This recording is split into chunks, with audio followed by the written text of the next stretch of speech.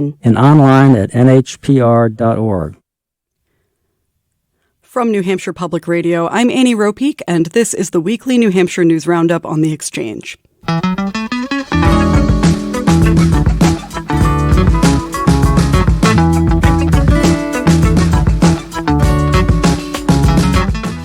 Today we're focusing all on the latest environmental news. Washington Governor Jay Inslee has ended his climate change-focused bid for president. What's next for climate policy on the campaign trail? Plus, we'll talk about why protesters dumped coal in front of the New Hampshire State House this week, and the latest on renewable energy legislation in Concord. We'll also talk drinking water, sea level rise, and of course, PFAS chemicals. It's an environmental edition of our show. There's lots of news to cover. You can stream us live at NHPR.org, or if you like, watch along with our broadcast on Facebook Live at NHPR Exchange. Joining me in studio this morning is Sam Evans-Brown, host of Outside In, NHPR's podcast about the natural world and how we use it. Sam, thanks for being here. Thanks for having me. So we're going to get up to speed first on the climate change policy debate playing out in the 2020 presidential race. And with us for this part of the program is Leah Stokes, an assistant professor working on climate politics at the University of California, Santa Barbara. Leah, thanks for taking the time. Oh, thanks so much for having me. So Washington Governor Jay Inslee announced this week he's ending his campaign for president. He's the third Democrat to drop out of this crowded field. He was also the only candidate who made climate change explicitly the focal issue of his platform. So, Sam, to you first, what effect does Inslee's campaign seem to have had on the race and the conversation overall? Well, it's been interesting because I think the narrative on this has shifted a little bit as the campaign has worn on. Early on, there were a couple polls that showed climate change is the number one issue for Democratic primary voters. There was a lot of talk of this being the climate election, and the fact that Jay Inslee was in the race and focusing so explicitly on climate change meant that every other candidate sort of had to have a substantially higher ambition on the issue, and they had to issue their own climate plans, or else they were risking losing climate voters to Inslee. Even though the Inslee didn't ever seem like he was going to be the front runner, he might have meant the margin between ex-candidate being the front runner and not. And so you saw major climate plans being issued by virtually every campaign. So let's break those platforms down a little bit more. Inslee released the last part of his platform actually just before he dropped out of the race. Leah, if his platform was kind of the standard center, can you sort of summarize the reforms he was proposing that may have gotten picked up by some other candidates? Yeah, so Inslee proposed 6 different major climate plans, and they really painted a picture of what the U.S. economy would look like if it took climate change seriously as a crisis and tried to address it. So everything from transforming our electricity system, our transportation system, doing it in a way that brings workers along and makes sure that all communities can afford the transition. Things like lots of investment into innovation of new technologies, ensuring that rural communities also had access to the benefits of the clean energy transition. So it was really a comprehensive blueprint. It was 200 pages long, so it's hard to summarize all of it, but I would say that detail and depth gives you a sense of just how complex the climate crisis really is. And for me, reading those plans as somebody who has been working on climate change for 15 years, it's the most hopeful I have ever been. I really feel that campaign set the gold standard for how we can address climate change in an equitable and just way in the United States. And a reminder, listeners, we want to hear from you. Where does climate change rank in your top issues? Have you heard enough about it from the 2020 candidates? Our email is exchange@nhpr.org. You can also tweet at us or post on our Facebook page where we're streaming this show live. Find those social media pages at NHPR Exchange. So, Leah, let's talk more about what's changed with the focus on climate in this race versus, say, 2016. I wonder, is it the putting it in the economic terms that might have sort of changed the calculus and changed the focus on this issue a little bit? Or how has this sort of evolved to the point that we are seeing candidates like not just Inslee, but Joe Biden, Bernie Sanders put out these really, really comprehensive and economically driven plans? Well, the fact is we have already warmed the planet by more than 1 degree Celsius. And that means that the United States is already experiencing very extreme impacts from climate change in the here and now. You see that in my home state of California, where we had a record fire season last year. Many people died, for example, in Paradise, California. You see that in these hurricanes in Texas or in Puerto Rico. You know, the United States is experiencing extreme economic costs and impacts, and people are losing their lives from climate change today. So I think the fact is that the climate denial that was promoted, for example, by David Koch, who died today, that was promoted for 40 years, and it really slowed down our ability to address this crisis. And the fact is that this election is really the last opportunity that we have to address this crisis before it gets really out of hand. And we know that in part because of the communication of groups like the Sunrise Movement, who first sat in at Nancy Pelosi's office last year and really started to make the stakes clear, especially for young people. You know, millennials and Gen Z, they really are looking at their future and wondering what kind of world are they growing up in? Will they be able to have children? You know, will it be safe? Will they have to move if they buy a home because it, you know, gets impacted from sea level rise or from hurricanes? The impacts are really extreme, and they're happening now. And I think that is really starting to register. You can see that in the polls, actually, of Democratic primary voters.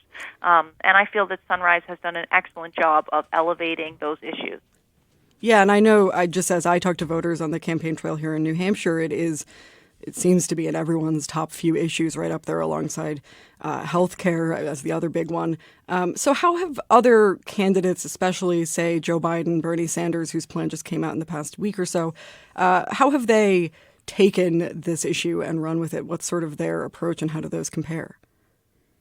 Yeah, so the Biden campaign released a plan several months ago after a journalist wrote a story saying that their plan would not be very aggressive. And the plan that came out was better than many had thought, but it left many really important questions unanswered. So a key thing with climate change is how are we going to deal with fossil fuels? Because climate change is caused by digging up carbon from the ground, a fossil fuel, and burning it, putting it into the atmosphere. And the Biden documents are really unclear in terms of what are we going to do with coal plants, for example, with natural gas fracking, which leads to what we call methane emissions, which is a very potent greenhouse gas. There are really big question marks in that plan. It does, however, have lots of money for innovation and lots of other really important parts. So I wouldn't say that Biden is completely out to lunch on this issue, even though he's leaving really crucial questions unanswered. Yesterday, Bernie Sanders dropped his plan. It's very detailed. It's over 30 pages long. And many activists felt very positively about the Bernie plan because it has a lot of spending on climate change. It focuses a lot on justice. It really has a Green New Deal approach. My own view is that the Sanders plan also says that it will shut down all existing nuclear plants. And while nuclear is not very popular, the fact is that it is the largest source of carbon-free electricity in the United States, supplying 54% of the clean electricity that we have today. And many environmental groups, including groups that were founded around being anti-nuclear, have come to a position that they say, look, in order to address climate change, we really cannot shut down nuclear plants. And myself, I was anti-nuclear for a long time, but the more I learned about climate change, the more I realized that keeping existing safe nuclear plants open when we can is crucial. So the Sanders campaign is pretty offline with the science on that. Sam, your thoughts? I was just going to say that the departure of Inslee from the race raises a really interesting question, which is that if you were an Inslee voter, if you were a climate voter, if that was your number one issue and that's why you were planning to vote for him, where do you go now? And Sanders, with his plan that he put out yesterday, seems like he's trying to stake out that ground and attract in, these newly leaderless voters. Yeah, it came out like hours after Inslee dropped out of the race. Exactly.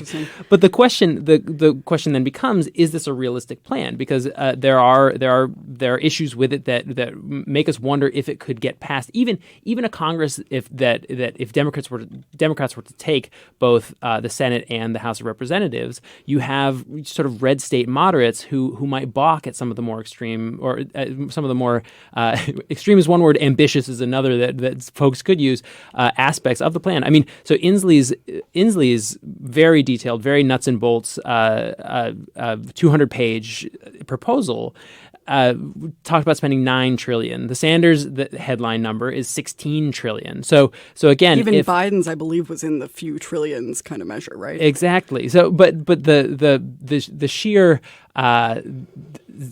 sort of how much more ambitious the Sanders plan is than all the other ones makes one wonder if it's actually a realistic proposal. And so, will there be climate voters who say, I'm not sure that I can, if I want to pitch my tent with in the Sanders camp, because maybe this isn't even reality. Yeah. So I was at a climate focused campaign forum last night. Actually, this was at Stonyfield, the yogurt company in Londonderry, and they're hoping to hold a whole series of these campaign forums. They've invited all the Republicans and Democrats, and they say lots of candidates are interested, but so far no one's committed to another date. Last night we had Ohio Congressman Tim Ryan and former Maryland Congressman John Delaney. Jay Inslee was also slated to appear before he dropped out of the race. And so, both of those candidates, were trying to strike that tricky balance of, big spending, radical change, but also coalition building. We heard a lot about that and, wanting to appeal to the Republicans who would like to be able to move on this issue and wants, sort of almost an out of the harder line stance that some in their party have taken on climate change. But I talked to a really interesting voter. Her name is Elizabeth Deutsch. She's a nurse from Vermont. And she said she hopes to go to all of these climate forums. She wasn't, there for any one particular candidate. But she had a really interesting comment about why climate change, has maybe struggled to get as much like mainstream priority traction with some of the other candidates, sort of absent Inslee's influence potentially, especially considering how many voters are calling it their priority. Let's listen to what Elizabeth had to say.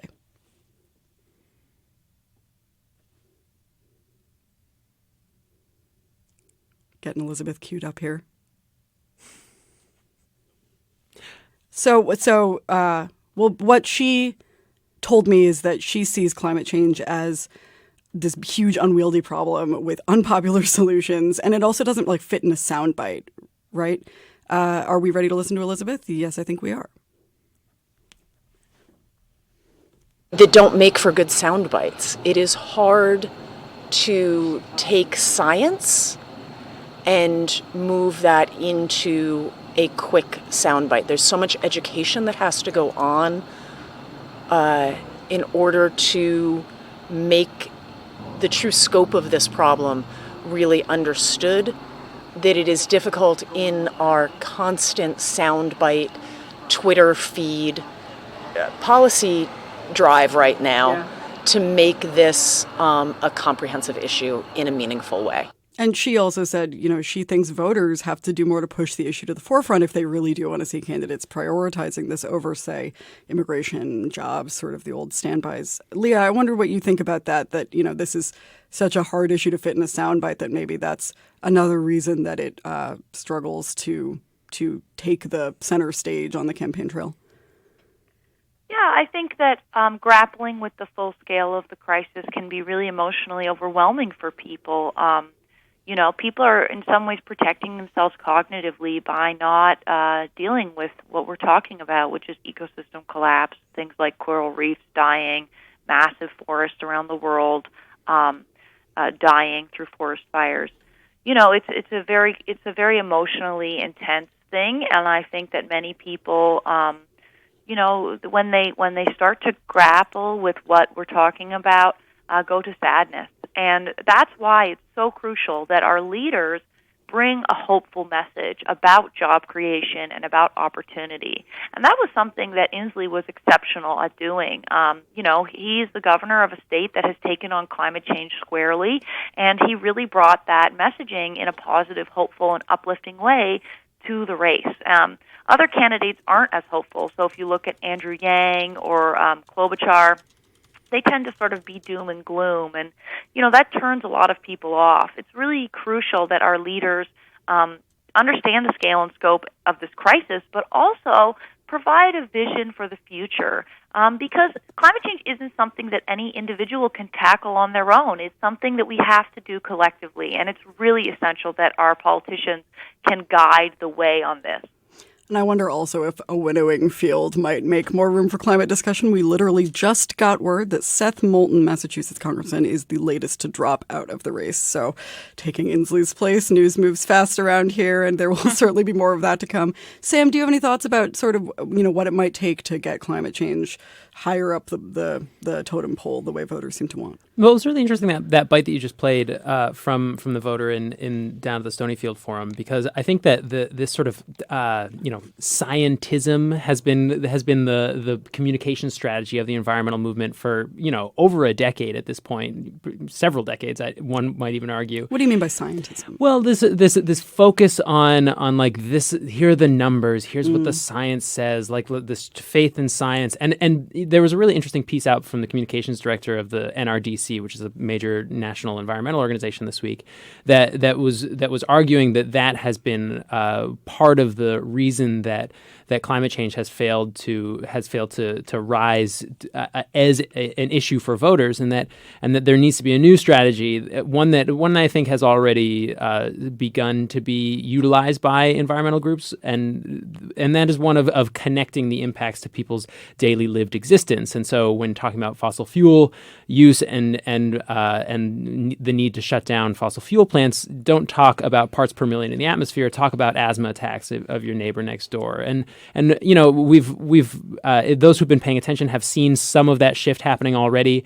But I think that going forward, we can expect to see more of it. And also job creation, right? It's not just about the economic harms, but the potential jobs that could be created or lost, right, in the transition, and that's there's a lot of money that's attached to this issue too. Jigar Shah, who's a clean energy investor, likes to talk about this as the greatest investment opportunity in a generation, and there is that thread as well.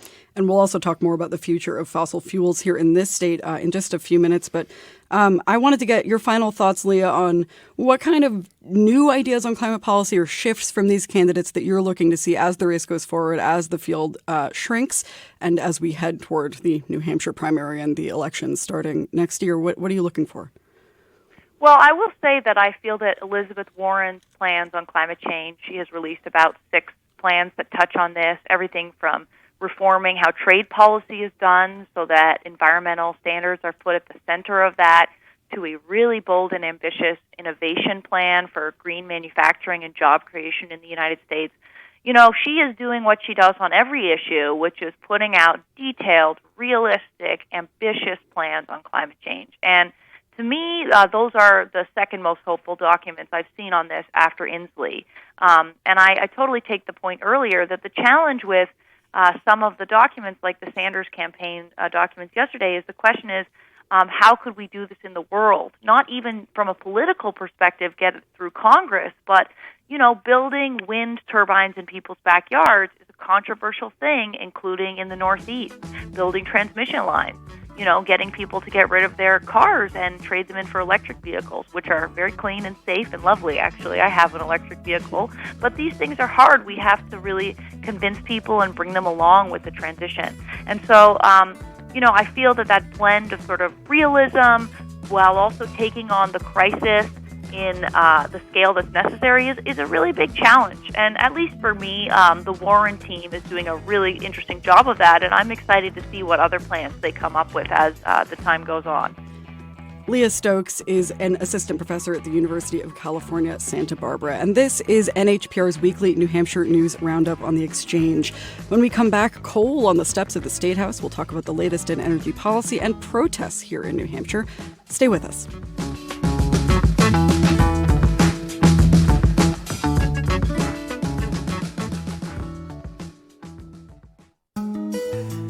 Have a car or truck taking up space in your driveway? Well, why not donate it to NHPR and turn those many miles into programs you love, like The Exchange. Car donations are tax deductible and scheduling a pickup is free and easy to do.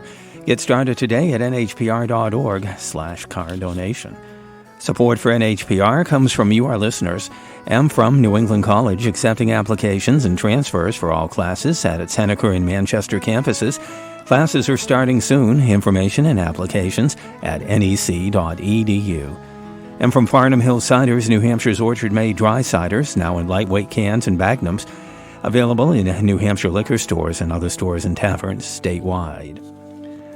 Partly to mostly sunny for today. High temperatures in the 70s. It'll be mostly clear, cool tonight. Lows from upper 40s to mid-50s. Sunshine tomorrow. Highs low to mid-70s and sunny on Sunday with highs in the lower 70s.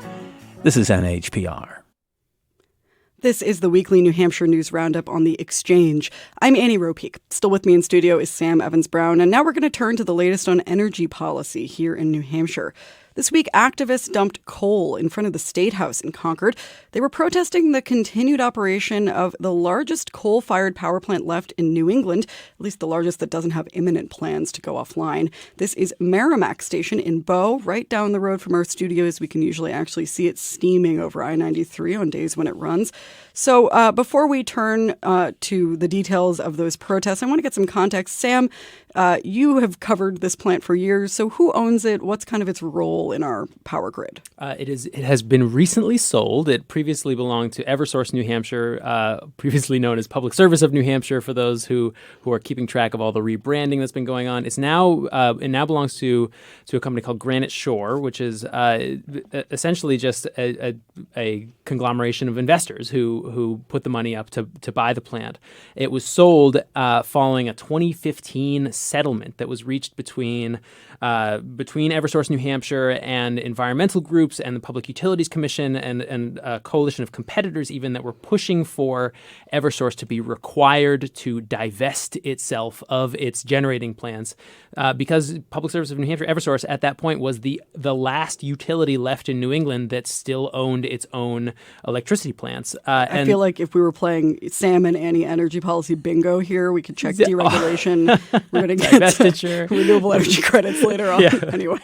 And the assumption, I think, that led to a lot of environmental groups signing on to this settlement back in 2015 is that once the public utility no longer owned the power plants, that they would be closed because they believed that the reason that the plant continued to remain open was that the utility, because of its status as a public utility, was able to recover the costs of its operation through our electric bills. But once it was sold to a market operator who was just selling their electricity into the competitive market, that the markets would sort of drive them out of business.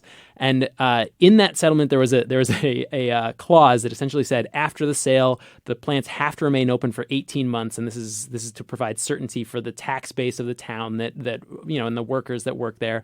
And that 18 months has now elapsed, and the plants continue to run, which is now why we're seeing a renewed focus from climate activists on this particular plant. And we should note before we get to our next guest here that fossil fuels really aren't that much of the mix, or I should say coal and oil are not that much of the fuel mix here in New England anymore, especially as compared to many other parts of the country. Natural gas, on the other hand, is the majority of our fuel mix, usually at many days. And so, this plant has an interesting role to play. I think it's like this little slice of the pie, but it is also very symbolic. It's sort of a last holdout, especially in New Hampshire.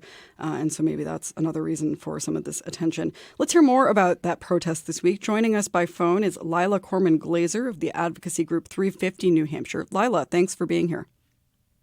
Thank you so much, Annie. I'm Lila. I am calling in from 350 New Hampshire Action today. We are a member of a new coalition of grassroots groups from across New England dedicated to shutting down the Merrimack Generating Station in Bow, which is the last major coal-fired power plant in New England. And so this plant's been online since the 1960s. Why choose now to protest it? Yeah, thank you for asking. So for some of the same reasons that the previous guest just mentioned, I do want to get into a little bit of background about that question of why before I describe the action. And so I'm 26 years old, and in just 1 hour, this coal plant emits as much carbon as I have produced in my entire life. This coal plant is only online because of massive subsidies to the fossil fuel industry Last year, New Hampshire taxpayers paid about $50 million to keep it running when it would have been cheaper and safer to build local renewable energy. This plant is being sued by multiple groups for polluting the Merrimack River. And I'm not going to sugarcoat the issue. New Hampshire is not on track to have 100% renewable energy. And that means that our coasts will continue to flood. It means that our farmers will suffer the cost of increased rain and heat, and that our most vulnerable community members will be exposed to lethal heat. It means that the Amazon rainforest is going to continue to burn, and it means that my generation won't have a livable future. Yet, our elected officials, both Democrats and Republicans, continue to side with the fossil fuel industry instead of with their constituents. My own state senator, David Waters, Martha Fuller Clark, Dan Feltis, to name a few, have endorsed the Granite Bridge. That's Liberty Utilities' plan to force a network of explosive fracked methane gas pipelines through our community so that their shareholders can get rich. They also are silent on the issue of the Merrimack generating station. So what do we do when our elected leaders won't lead? What do we do when we've tried meetings and rallies and letters and phone calls and op-eds and warrant articles? What do we do when we've waited those 18 months for this coal plant to go offline and it's still burning coal? Yeah, what do we do? So this was more of a direct action type of protest, kind of more traditional, environmental, almost civil disobedience. I understand that the coal you brought to the State House was actually stolen from outside the power plant, that you could face some fines for dumping it on the plaza here in Concord. Why take that approach? I mean, tell me more about sort of what has changed here that you've kind of taken it up to that level. Yeah, absolutely. I think, all of those actions that I just listed, I've done those things. I've called my senators. I've called my representatives dozens of times. And if our elected officials won't act to address the climate crisis by shutting down this coal plant, then we will shut it down ourselves, even if we have to carry the coal out bucket by bucket, because every single day, every single hour that this coal plant continues to burn coal means that more people will suffer and die in the climate crisis, and we can't just stand idly by while that happens. So yes, last week, a number of people from this new coalition walked into the plant. We shoveled buckets of coal, and we took them to the State House to demand that our elected leaders take action. And we're not going to stop until this coal plant is offline. On September 20th, millions of people around the world are planning to go on strike for the climate in answer to the call of youth climate strikers around the world. In New Hampshire, there are already events being planned in Portsmouth, Durham, Manchester, and Keene. And then on September 28th, we're going to descend by the hundreds on the coal plant in Bow to shut it down and end the burning of fossil fuels in New Hampshire once and for all. Lila Corman-Glaser of 350 New Hampshire Action, thanks so much for calling in. Thanks, Annie. Sam, so you covered the Bow plant for years back when it was still owned by Eversource, as you said. Have we seen protests like this before? It's interesting that you should ask that, because I personally, I've been in this job since around 2011, and I have seen a number of attempts to one could say foment this type of grassroots direct action from local residents, but usually those efforts have begun out of state in what one might call astroturfing. There's a organization called the Toxics Action. I'm going to get the name. Action Center. Exactly. And they have typically sent up an organizer or two from Massachusetts. They've knocked on doors in Pembroke, which is the community that's sort of downwind from the Bow plant, and they try to get residents to turn out to the legislature to testify. And I have seen a number of those efforts fizzle in the past. Typically, what you do see is a much more sort of third wave environmentalism type protest. So the lawsuits that Lila mentioned have have been the preferred method of trying to get the plant shut down, working through the EPA and DES permitting process in order to complicate the financial picture for the owner and the operator of the plant.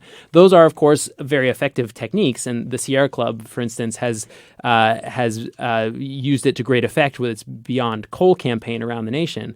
But so far here in New Hampshire, those tactics haven't yielded the desired outcome of the environmental movement, which is to shut down the plant. So this is the first time that I personally, in the 8 years or so that I've been here, and my youth growing up in New Hampshire, have heard of this type of sort of grassroots opposition to the continued operation of the plant. To me, that's interesting. And again, the question will be the degree to which it continues, or if we see what we've seen in the past, where it just sort of fizzles out.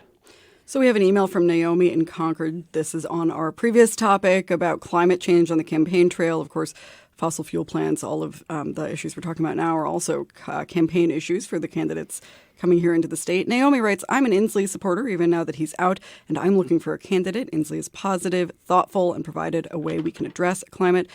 Who else has cared about this from the start? Maybe Cory Booker, who says it underlies every issue from healthcare to immigration and disproportionate impacts on some communities more than others. Your guests are right. It's not a soundbite issue. Thanks so much for that comment, Naomi. And we should note that Jay Inslee actually was, I think, the only candidate who came to the state who came out against that Granite Bridge natural gas pipeline proposal, and Cory Booker has opposed pipelines in some other states. And so, it'll be interesting, I think, to see if maybe some candidates jump on to this Merrimack Station debate or onto the natural gas pipeline debate as sort of an inroad to the climate debate here in the state. So switching topics now. This would not be the Annie and Sam Energy Variety Hour if we didn't talk about some of these more detailed energy policy bills, debates going on at the State House. Let's go to the Regional Greenhouse Gas Initiative first. Late last week, Governor Chris Sununu vetoed a bill that would have changed up how we spend money from this program known as RGGI. Sam, remind us first what RGGI is. RGGI is New England's cap and trade system. It's a market-based system for putting a price on carbon emissions that come out of electricity generating power plants. So if you have a plant that's selling into the wholesale electric markets and it is emitting carbon dioxide, you are required to buy offsets, essentially carbon credits that are then spent in various ways by the various states that are part of RGGI. And here in New Hampshire, there's a long legislative tradition of every year trying to tweak the way that those the dollars from those credits are spent. Right, because all the states that buy in have to sort of decide every year to stay in the program. They can decide exactly how they carry it out in each state, right? Yeah, how it works is that there was a piece of model legislation that was drafted by the crafters of RGGI, which were a bunch of sort of New England-based energy wonks, and each state was required to pass some version of that model legislation. And there are certain tweaks that are allowable, such as the way that each state spends the money. There are certain tweaks that aren't allowable, which would be much too nerdy if we were to get into what those exactly right. And so you're allowed to decide how you spend the money that is generated from these auctions for these carbon credits.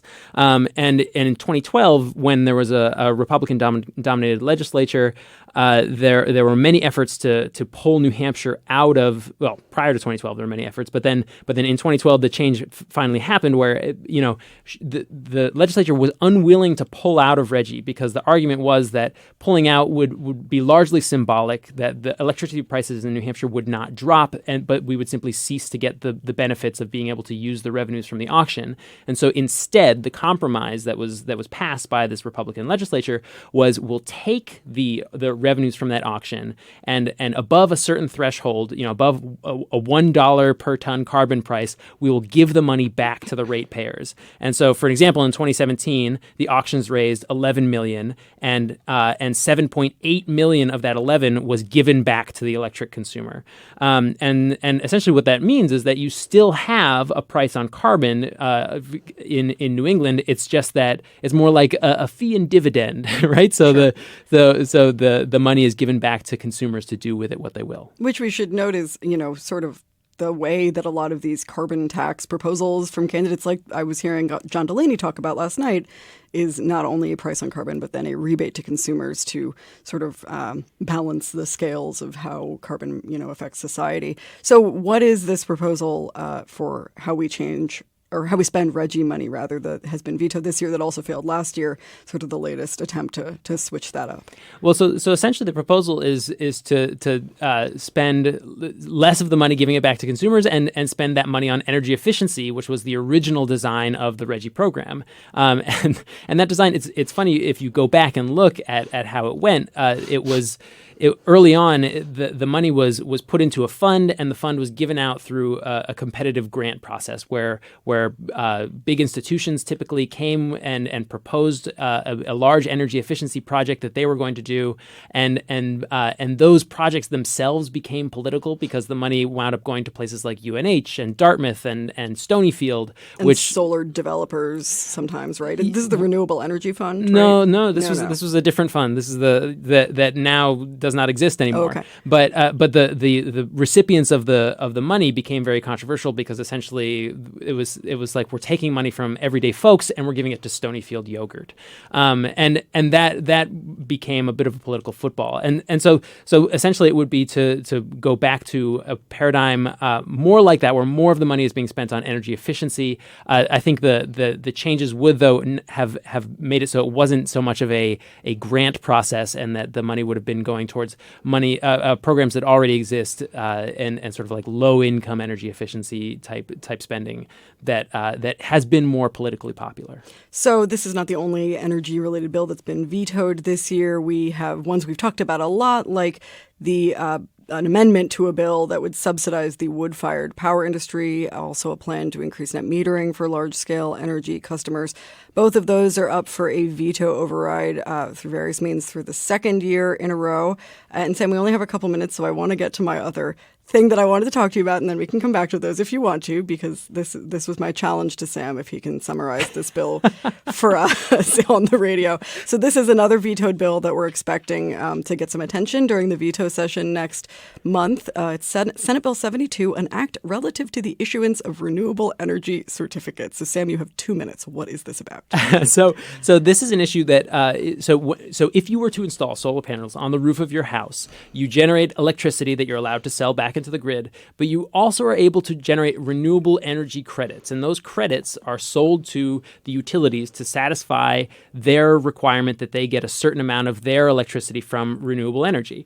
However, due to a number of sort of the vagaries of the way the law was written, it's kind of hard to do that if you're a small scale consumer. And so we actually put solar panels on our house, and we've gone through this process. And essentially, you have to install a utility grade meter on your site. You have to check it every month. You have to contract with a verifier who will make sure that your numbers make sense. And then you've got to contract with an aggregator who will sell your credits for you. And it's just a huge pain in the butt if you're just Joe consumer. And so a lot of people haven't done it. And essentially, what the utilities did is they went to the Public Utilities Commission and they said there are all these folks out there who have solar panels, but they aren't selling RECs. So really, we're much closer to meeting our renewable energy goals than it seems based on the amount of RECs that we're generating. So therefore, what we should be able to do is just take credit for those folks who are not selling into the market. And what this did is it had a massive depressive effect on the price of renewable energy credits. And I actually have our statement here in front of me. In 2016, RECs were selling in New Hampshire for $36 per. And then by 2018, it had dropped to $5. Wow. So it was really dramatic. And the renewable energy developers have argued that has had a depressive effect on their business, especially for these larger projects for which it is easier to go through all that rigmarole because you're generating more RECs and therefore it's more worth your while. So the change has been to eliminate the ability of the utilities to sort of sweep all of those RECs that aren't being generated into their coffer. And then therefore boost up the value of renewable energy credits again. So this would kind of address that workaround. We can expect to hear about that in the veto session next month. Sam, great job. That was very informative. I'm not even kidding. Still to come, we can't seem to go on the radio without talking about drinking water. At least I can't. That's what we're going to do next, coming up on the Weekly New Hampshire News Roundup on The Exchange.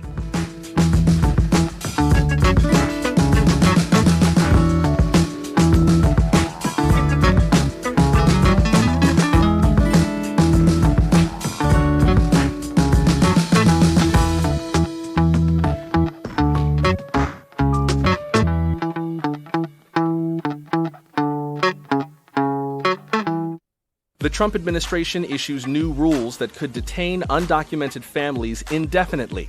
The field of Democratic presidential hopefuls gets a bit smaller, and America's Jewish community denounces the president's remarks about disloyalty. The Friday News Roundup next time on 1A. That's this morning at 10 here on NHPR. Support for NHPR comes from you, our listeners, and from Edvest and You, a local New Hampshire nonprofit specializing in college student loans and student refinancing options. Information online at nhstudentloans.org. And from Colonial Theatre in Keene, presenting Trombone Shorty, the Red Hot Chili Pipers, and Arlo Guthrie this September. Tickets out to colonial.org. Partly to mostly sunny for today. High temperatures in the 70s. It'll be mostly clear tonight. Lows upper 40s to mid-50s. And sunny tomorrow. Highs in the low to mid-70s. This is NHPR.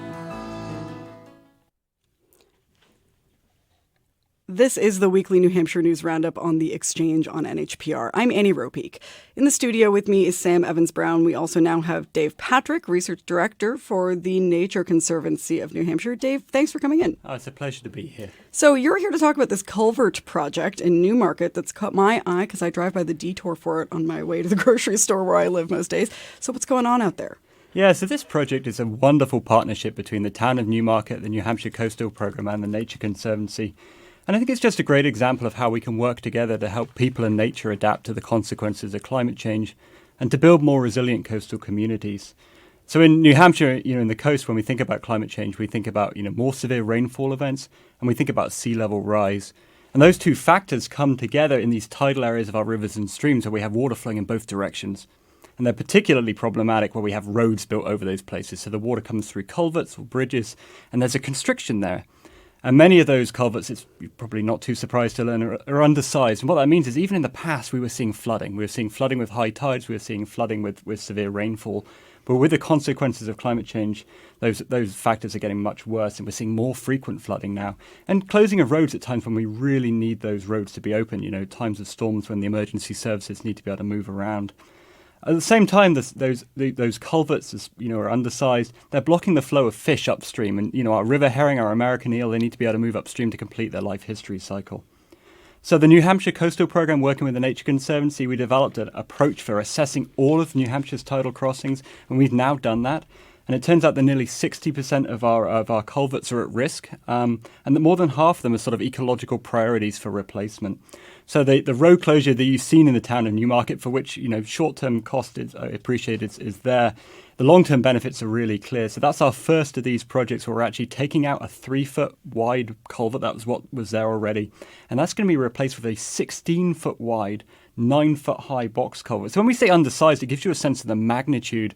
These are really constricting flow. Well, that's a serious change, too. Yeah. And so, this is the first of what we hope will be many projects. It's an opportunity for us to partner up with our local communities to figure out how to do this right. And we certainly have more of these culverts to replace down the road. So really exciting. And we're really thrilled that this project's getting so much attention, albeit hopefully not just because of the road closing. Not at all. And, we're going to be having Congressman Pappas, Senator Fuller Clark, Senator Waters, and Senator Morgan, as well as town and local officials out on the site on September the 4th to tour and to see this work in action. And I will be there as well, so you can tune in for more on that, listeners. So, Sam, I want to ask you, I've been in New Hampshire a couple of years now. It has become clear to me that culverts are a big issue here for various reasons, including for beaver reasons. Yes. Why is that? I mean, is this a New England thing? Well, if you've never had the pleasure, the privilege of seeing a blown out culvert, I recommend it to everybody. Typically, you actually see them on more back roads, and I see them often on sort of Class 6 roads where culverts were installed a long time ago, perhaps with a little bit less oversight from transportation officials, and they're too small. And so those are unmaintained roads. Oh, yes, yeah. Class 6 roads were, yes, indeed, unmaintained. And what happens essentially is that water will back up. The road becomes a dam essentially for the water, and as the water that isn't able to fit through that small pipe backs up, it starts to erode the roadbed around the culvert, and the whole road just washes out. So if this culvert's getting attention because people are having to detour around it, imagine the attention it would be getting if the entire road were simply washed away. So I think that's the root cause, is that the root reason that we talk about these so much is that when they fail catastrophically in a way that both both transportation officials and town officials and environmentalists can sort of get behind changing these all together so that you don't have that type of catastrophic failure. But as Dave mentioned, this achieves a dual purpose because you also are able to improve habitat connectivity with larger culverts. And again, this one is in a very visible location, but you hear this a lot in mountain streams and in more forested areas as well, where we're talking about trout connectivity because trout is a fish that has a constituency. So sportsmen very much like trout to succeed, and so you see that a lot where angling organizations will fund culvert replacements so that it will improve sport fishing habitat as well. Yeah. So Dave, when we talk about this being a climate change issue, this culvert, like Sam mentioned, is on the seacoast. It's on Bay Road out at Adams Point in Durham and Newmarket, and it's a pretty area. You can hike there. It's also a tidal area, right? And so it's got that added pressure of like actual sea level rise and, storm surge and that kind of thing. But we also have these inland culverts or sort of landlocked culverts that really all they're getting is rained on, right? And that's what causes them to flood. And so I guess I wonder how much of what climate change is doing in New Hampshire, as we see more and more of the wettest month on record repeatedly over and over again, how much of our precipitation and water concerns are, coastal sea level rise issues, and how concerned should we be about just pure rainfall doing sort of everyday road flooding anywhere? Well, that's a great question, and the short answer is we really need to be concerned about both. And certainly I think for our coastal communities, in many ways, they've sort of got the worst end of the deal with climate change because they're having to deal with the consequences both of sea level rise, as you pointed out, and of the increased rainfall. And so these roads are sort of flooding from both directions. Yeah, so we have the king tides with the sea level rise and storm surges, increasing the height there. That means that we can see flooding on the downstream side of things. And then we can also see those severe rainfall events mean that we see flooding on the upstream side of things. And, this project, one of the complexities was that two-way flow of water. It hadn't really been tackled before. We've actually got some great protocols here in New Hampshire for assessing our culverts in our freshwater systems and some great data out there now that helps us understand where we should prioritize action. We didn't have that for those tidal culverts. And so this project really helped inform New Hampshire, but it's also something we've been able to export out of New Hampshire. So, the research scientists, the folks in our state agency that develop these protocols, we're being able to use that to help inform some of our neighboring states as well. But I think one of the challenges with these, with climate change and with these sort of increased frequency and severity of these extremes is that I at least personally find that it's really hard to envision what it's going to look like until you're out there on the ground and you see one of these severe weather events. So you look at these culverts and half the time there's a trickle of water flowing through them. You think, well, why would you spend thousands, tens of thousands of dollars to take a 3-foot wide culvert and replace it with a 16-foot wide culvert? Well, that's why we have engineers. That's why we have climate scientists, because they're able to tell us what we need to have in place so that when that catastrophic, rainfall event or that high tide occurs, we've got the structure that needs to be there in order to pass that water through. And so, I think this is one where, the best available science can really help guide our actions. Yeah, I think something that's so interesting is culverts are one of those things where once you sort of understand their role in the system, as you drive around, you start to see them everywhere and realize how vulnerable and important they can be. And I also remember something that really changed my perspective on the coastal issues, sort of that two-way flooding, as you say, in Hampton, for example, which is sort of our classic example of a tidal marsh that will flood, in a king tide, in rain, in a storm surge, all kinds of things. I did a flyover earlier this year at a high tide, not even a king tide. I think it was maybe a 9 or 10 foot high tide, which is right on the threshold of where they start to see flooding. But, it just looks like half the town is on water, and this is day-to-day life already. And they have, my understanding is, one culvert that drains that marsh to the sea. Is that correct? I'm not sure in that particular case, but certainly with the, part of this work was actually doing sort of the spatial modeling. So basically looking at, where does water back up? And in many cases, there is a single culvert, a single crossing. And so part of sort of the prioritization that we can use from these data is understanding where do you have a single structure that if that structure is not working, which in many cases it isn't, we really need to focus our attention on addressing those problems. So it's helping our communities figure out, where to focus the resources we have. Sam, thoughts? I was just going to say that when we look at the sort of tidal infrastructure versus upland, more upland infrastructure, that it's really two different types of events that we're concerned about. The extreme storm surge we're talking about, large storms coming up the coast with a lot of wind pushing water inland. That's what storm surge is. Whereas with a little mountain stream, a culvert there can blow out from just a large rain event where you have a lot of water falling in a very short amount of time. And there was a Dartmouth study that came out, I believe, this spring, I might be wrong about that looked at the National Climate Assessment. And one of the big findings from the National Climate Assessment is that the Northeast is seeing, this has already seen a large increase in the amount of those short extreme rain events. And the Dartmouth study basically narrowed in as to where is that increase coming from, and essentially said it's sort of convective summer thunderstorms, like the one that we saw earlier this week, where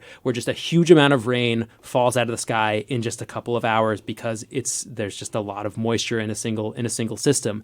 So it's two different types of events. The coastal ones are sort of lower probability, higher impact. The more inland concerns happen more frequently, but are sort of more widespread. And we should note that I think it was just this week, or late last week, that we received a federal disaster declaration for a rainstorm that happened earlier this year. Again, sort of that standard rainstorm road flooding that costs millions of dollars, is straining local budgets up in the Grafton County area. So I want to talk a little bit about legislation again.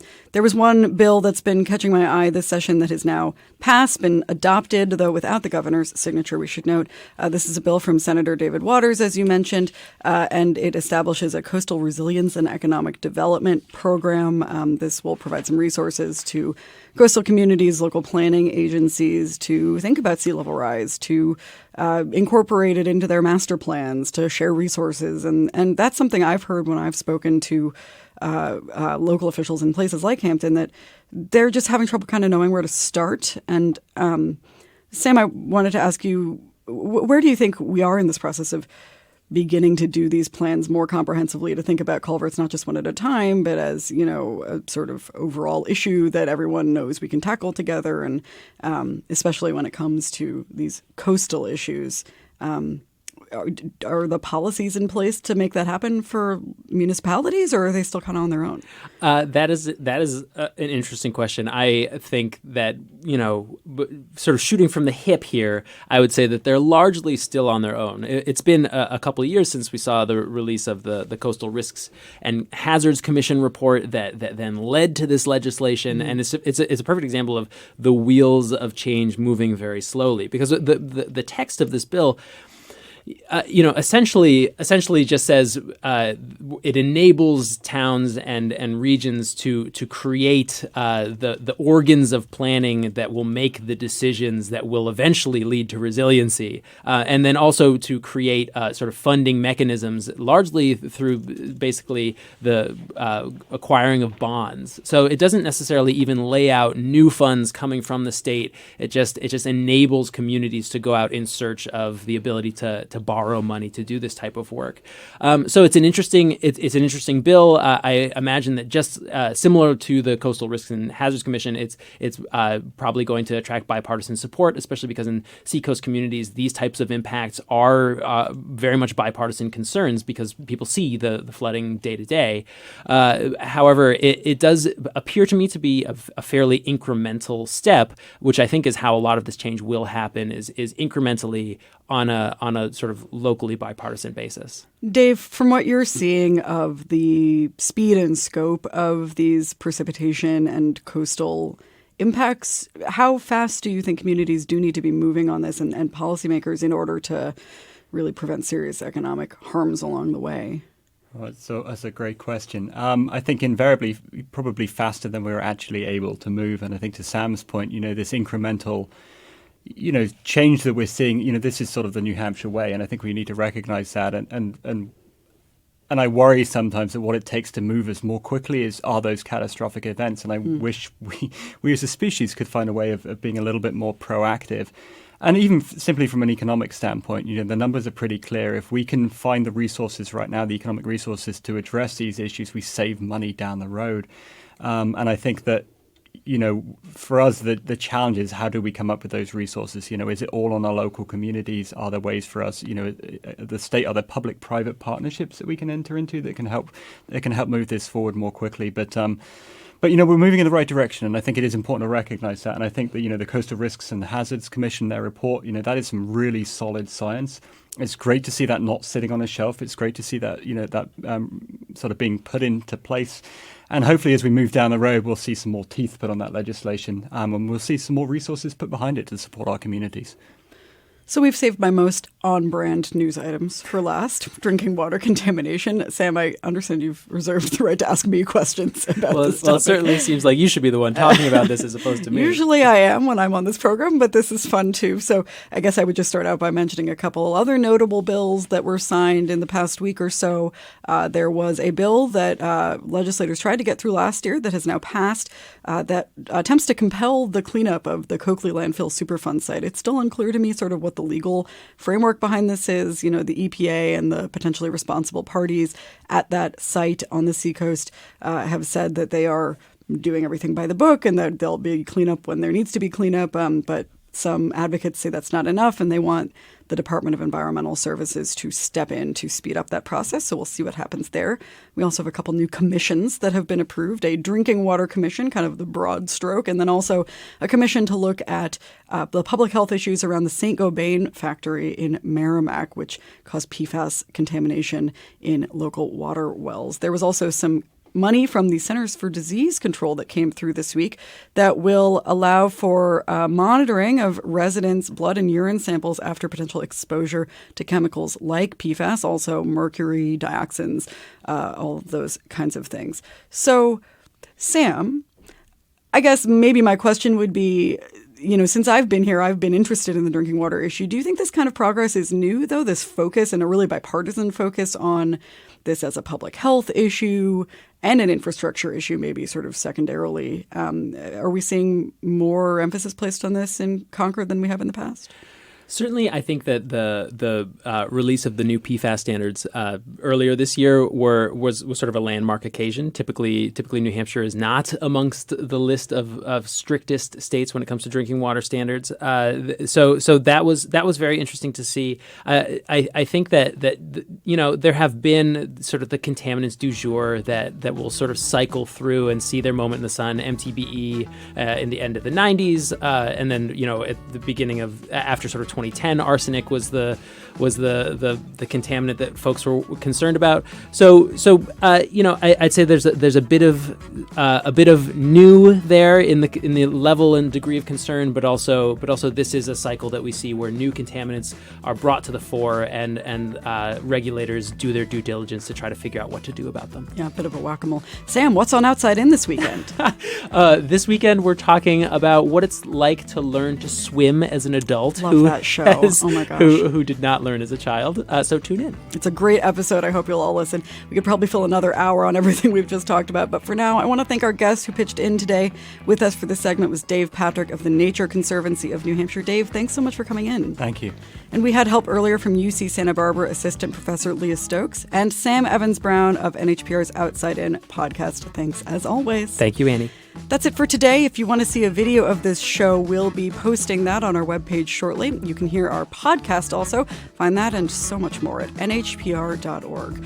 The Exchange is a production of New Hampshire Public Radio. The engineer is Dan Colgan. Our producers are Jessica Hunt and Christina Phillips. Our senior producer is Ellen Grimm. Michael Brindley is our program manager. Our theme music was composed by Bob Lord. And I'm Annie Ropeik. Thanks for listening.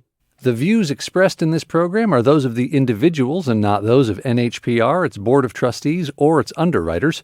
If you missed part of today's program, listen to The Exchange anytime at NHPR.org or subscribe to our podcast. Search Apple Podcasts, Google Play, or Stitcher for NHPR Exchange.